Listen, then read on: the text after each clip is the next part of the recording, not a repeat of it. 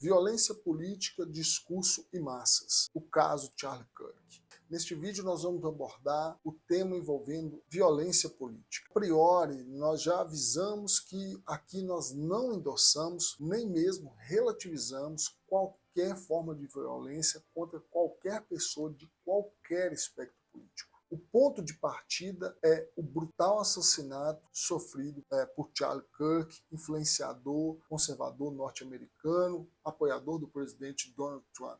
Eu não vou reproduzir as imagens aqui do momento do acontecido com o Charlie, pois são imagens demasiadamente fortes e que produzem efeitos traumáticos e gatilhos, então não é nosso intuito reproduzir isso que está aí em larga escala, tanto na mídia quanto nas redes sociais. Porém, a nossa questão aqui é, a partir desse caso lamentável, falar sobre discurso, sobre massa, sobre ética e sobre responsabilidade política. Eu me chamo Diego Fernandes, eu sou psicólogo e psicanalista, mestre e doutorando em psicologia. Sejam muito bem-vindos ao nosso canal. O fato noticiado na última quarta-feira, dia 10 de setembro de 2025, o ativista conservador Charlie Kirk, aliado do presidente Donald Trump, foi assassinado de forma brutal com uma arma de fogo em Utah, nos Estados Unidos, durante um evento público que ocorria dentro de um campus de uma universidade. Kirk tinha 31 anos, era casado, pai de 2 filhas, morreu no hospital para onde foi levado por meio de seus seguranças após ter sido alvejado no pescoço com um tiro letal. A polícia local prendeu o suspeito. A partir desse caso, nós precisamos e podemos pensar nos efeitos que alguns discursos têm sobre a sociedade e sobre as massas que muitas vezes se identificam com um determinado discurso. Quem foi Charlie Kirk? Era uma das vozes mais proeminentes do campo conservador e mais influente entre os jovens nos Estados Unidos atualmente. Ele fundou o grupo Turning Point USA. Falava em defesa de pautas religiosas, nacionalistas, anti-imigração. Também era muito conhecido por declarações, para dizer o mínimo, um pouco controversas e polêmicas, muitas vezes consideradas ofensivas e divisivas no meio da sociedade. E nesse dia ele estava num campus debatendo com pessoas que ali estavam, quando no momento de dar uma resposta foi acometido, como eu já disse, e alvejado por esse tiro. Eu não vou aqui reproduzir tantas falas de Kirk, bem como fala de pessoas contra ele, porque o nosso intuito não é, como eu disse, relativizar a violência por ele sofrido e nem endossar. Mas o foco é entender como os efeitos de algum discurso podem ter sobre as massas e não aqui ficar reproduzindo esses discursos. Isso porque tais discursos mobilizam emoções, afetos muito fortes nas pessoas, tipo medo, ressentimento, orgulho nacionalista e esse tipo de coisa. Então a ideia aqui não é reproduzir os elementos do discurso, mas discutir quais efeitos tais discursos têm. Para nós pensarmos aqui, ou começarmos a pensar uma concepção de discurso, eu recorro, claro, a Jacques Lacan, onde, para nós, psicanalistas, o discurso não é apenas fala desprovida de conteúdo e que se prende apenas ao conteúdo, apenas ao que se fala, mas trata-se, na verdade, de uma estrutura que organiza a posição do sujeito no laço social, acerca de algumas coisas, tipo sobre poder, sobre saber e sobre o desejo desse sujeito nas suas relações interpessoais nesse laço social. Lacan tinha alguns discursos, alguns matemas, onde apresentava, por exemplo, o discurso do mestre, que funciona pelo comando, do enunciado de autoridade, bem como também tinha um discurso capitalista, que funciona conectando as pessoas por meio do consumo e da identificação. No caso de alguns influenciadores políticos, o que nós podemos ver é a combinação desses dois discursos.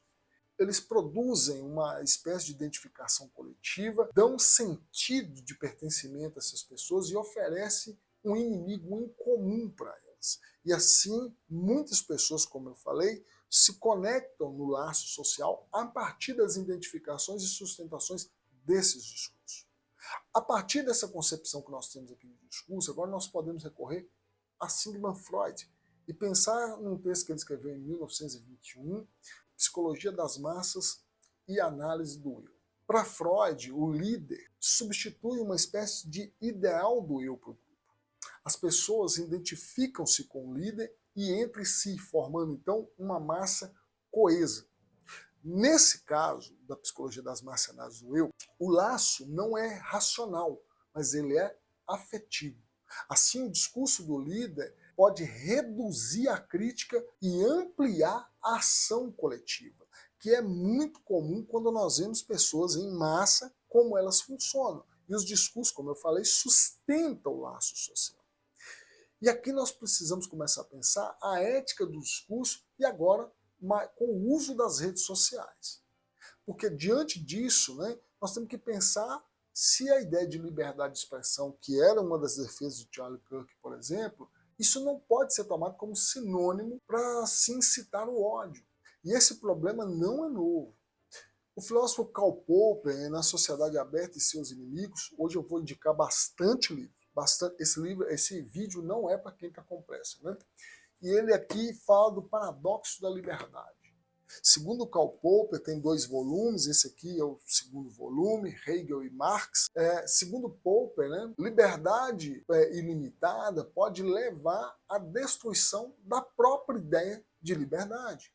Se tudo for permitido, até mesmo os que pregam a violência pura e simples, a supressão da liberdade terão um espaço para se fortalecer. Ou seja, quanto você vai dando liberdade para qualquer discurso, esses discursos podem começar a suprimir a própria liberdade.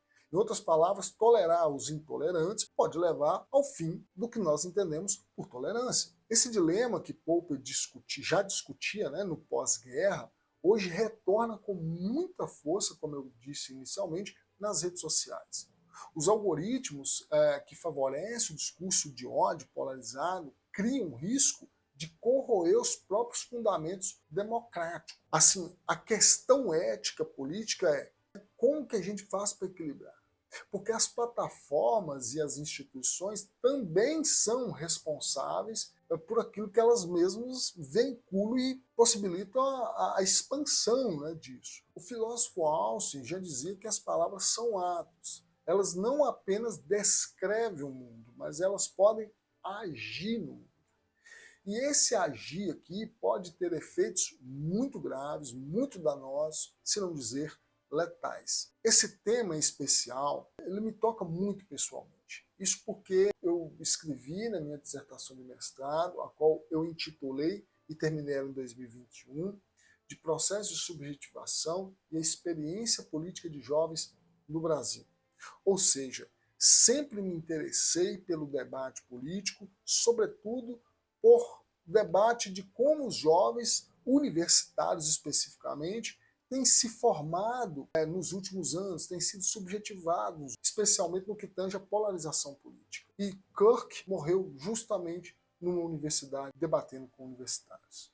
Na minha dissertação, eu terminei a introdução do capítulo intitulado Discurso Político Polarizado e seus efeitos nos modos de subjetivação de jovens do Brasil, dizendo exatamente o que você vai ler agora. Assinalamos assim sobre a necessidade de repensar como estão se estabelecendo as relações através das mídias sociais digitais. Dado que as informações inseridas nas malhas virtuais têm que necessariamente passar pelo crivo de julgamento e verificação do próprio usuário da plataforma, para então obter um aproveitamento político favorável às bases democráticas, atentando-se ao que Norberto Bobbio chamou de regras do jogo. O que produzirá um aprendizado de se conviver com o contraditório em todos os setores civilizacionais dispostos num país diversificado e plural politicamente como o Brasil. Aqui em 2021, eu já assinalava que nas redes sociais esse efeito discursivo se intensifica. Os algoritmos, eles favorecem conteúdos polarizados. Hoje, como vocês vão perceber, né, eu já disse, já anunciei isso, vou indicar muitos livros. Um deles, esse daqui, Os Engenheiros do Caos, do Giuliano da Empoli. Por quê? Esse livro ajuda a gente a compreender algumas coisas. Por exemplo, eles premiam o engajamento, e o da Empoli aborda isso, e o ódio. E engaja mais do que a reflexão. Um vídeo como esse, por exemplo, não tem tanto sucesso nas redes sociais. Mas se eu tivesse com ódio, tanto do lado apoiando aqueles que estão vociferando contra o Kirk pelo que ele defendia, quanto pessoas do lado oposto que se indignam porque tem pessoas relativizando a morte dele, esse vídeo daria muito e alcançaria muito mais pessoas e daria muito mais ibope. Mas a reflexão não é favorecida pela lógica do algoritmo aqui nas redes. Nesse caso, né, cada usuário então que entra em contato aqui passa a receber apenas um viés de confirmação, as chamadas bolhas digitais, preso uma lógica tautológica, onde o mesmo discurso se retroalimenta sem nenhuma crítica, e formando aqui as massas agora. Isso empobrece a capacidade reflexiva, criando assim umas certas bolhas de identificação total com quem pensa somente igual a mim mesmo. E uma rejeição quase que automática com quem pensa diametralmente o oposto do que eu. Nesse ambiente, o discurso ganha, no ambiente digital, ganha uma potência muito maior de captura, como eu já falei, das massas. Elas aqui são ampliadas. Agora, o espaço geográfico já não mais é limitante para isso. E, cumprindo o que eu prometi, eu sou alguém que gosto, como eu falei, de leitura. Você deve perceber que a prateleira aqui atrás não é enfeite, mas é de leituras que eu me debruço sobre, porque sou alguém que transita entre psicanálise, obviamente psicologia, porque me graduei em psicologia, mas também me graduei em filosofia, em teologia, e gosto muito da discussão política, me informar e me formar politicamente falando. Nesse sentido, eu queria só, eu estou com alguns livros que eu não peguei todos que eu tenho, mas peguei alguns para mostrar para vocês como que a coisa funciona, né? Por exemplo, para algumas pessoas seria inadmissível ler um pensador como esse e entrar em contato com ideias como de alguém como Dmitri von Mises, A Bandeira Vermelha, A História do Comunismo, de David Prestel. É um livro excelente. Então já percebe que tem um liberal e um comunista. Aqui, da direita moderna à direita tradicional. Vai vendo a variedade. Jordan Peterson, tem outro dele ali também, que é aquele livro que ele aborda o caos, livro Mapas, né? Muito bom livro, diga-se de passagem, nem peguei ali, mas 12 Regras para a Vida. É um psicólogo canadense, liberal conservador. Pensadores de história, Michel Foucault, Paul Ricoeur e Hercule. Vão vendo a variedade. Foucault, o niilismo de cátedra, que José Guilherme Melchior, um intelectual brasileiro, liberal, né? A ética protestante, o espírito do capitalismo, né? De Max Weber, o manifesto do Partido Comunista, Marx e Engels, esquerda e direita, perspectivas de liberdade, esquerda e direita, Norberto Bobbio, um declarado social-democrata, direita e esquerda, Roger Scruton, pensador conservador britânico, Roger Scruton,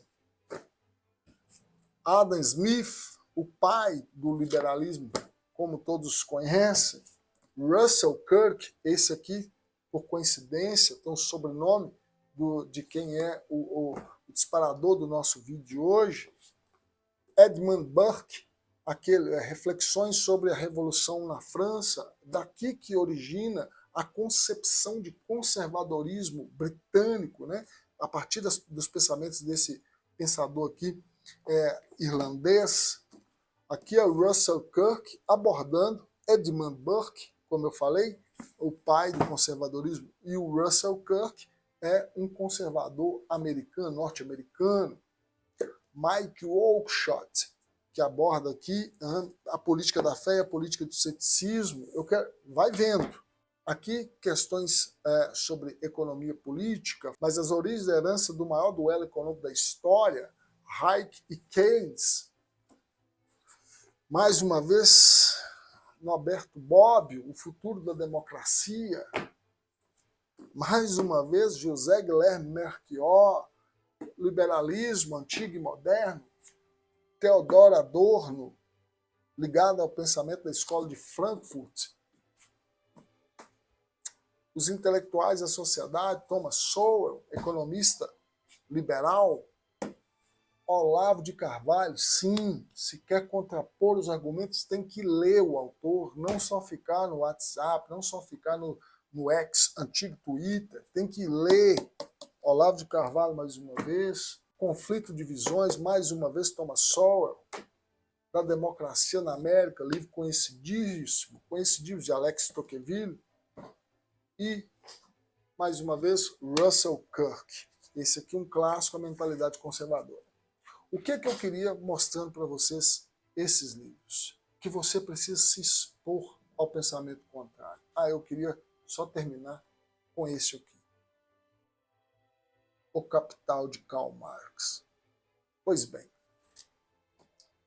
formar-se criticamente, não cair num discurso e se responsabilizar pela ética de um discurso é ter condição de se colocar frente a pensamentos contraditórios, sem precisar recorrer ao mais brutal e animalesco que em todos nós habita, o que Freud poderíamos pensar na pulsão de morte, na manifestação mais crua dela, quando alguém acomete uma outra pessoa, como foi o caso de Charlie Kirk, nessa cena lamentável que está circulando nas redes sociais e na mídia. A gente tem que nos formar intelectualmente a partir de pensamentos contraditórios, nos expor ao contraditório. As redes sociais não favorecem esse pensamento. Ela aniquila ele. Ela retroalimenta tautologicamente, como eu falei, um ciclo vicioso, um ciclo ad eterno, para que você se alimente sempre daquilo que você acredita. E isso não é possível quando você vai ser muito facilmente capturado por um discurso que muitas vezes pode levar e culminar naquilo que infelizmente nós vemos. Nós temos que ter responsabilidade com o que nós anunciamos. Por quê? Porque isso tem repercussões. Como eu estava dizendo, esses livros nos ajudam a comparar diferentes tradições filosóficas, econômicas, sobre indivíduos, sobre sociedade, sobre poder. O objetivo não é concordar, mas compreender o campo das ideias, inclusive as ideias contraditórias que nós não gostamos. Livros não precisam ser necessariamente memorizados, mas sim problematizados. Então, quando você se submete a formar intelectualmente, politicamente, eticamente, criticamente, você tem a possibilidade de se abrir para começar a pensar de forma diferente. A repercussão após o assassinato que vimos tiveram reações das mais intensas. Campanhas de luto, mas também campanhas de ameaça, de circulação de desinformação das mais diversas, dos mais diferentes espectros políticos. O evento não ficou só restrito, e aqui aspas para esse só, restrito ao crime, mas transformou-se em um catalisador de narrativas de martírio e vingança.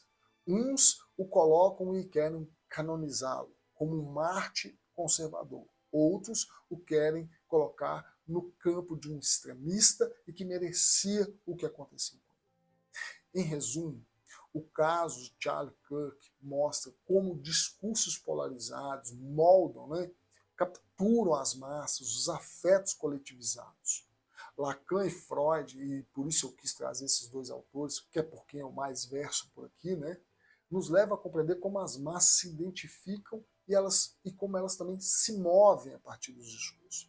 A questão central aqui é que nós precisamos nos responsabilizar sobre o efeito de nossas palavras, sobre aquilo que nós estamos transmitindo. A violência ela deve ser investigada e punida. de qualquer que seja o espectro. Mas o discurso, mesmo quando legal, precisa ser analisado em sua ética, em seus efeitos sociais, e como vai reverberar sobre as pessoas.